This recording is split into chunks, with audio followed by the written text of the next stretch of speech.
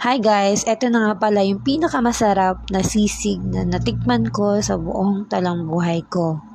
Crispy sisig using lechon kawali. So ilang oras nga itong pinapakulaan to make sure na talagang tender and juicy yung crispy sisig. We make it worth the time. So dati yung gamit namin is tenga lang, pero dahil masyado na siyang makolesterol, nag-switch kami sa pork belly. So ang recipe nito ilang taon pinag-isipan.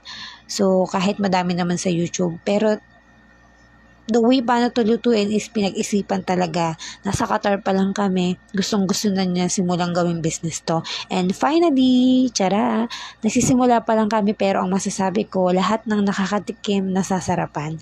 At walang halong etches yun guys. So try nyo na rin. So, ayan, meron din kami lechong kawali na pwede nyo gamitin sa pinakbet, tokwat baboy, ginisang munggo, goto, pansit palabok, paksiw na leksyon, at binagoongan.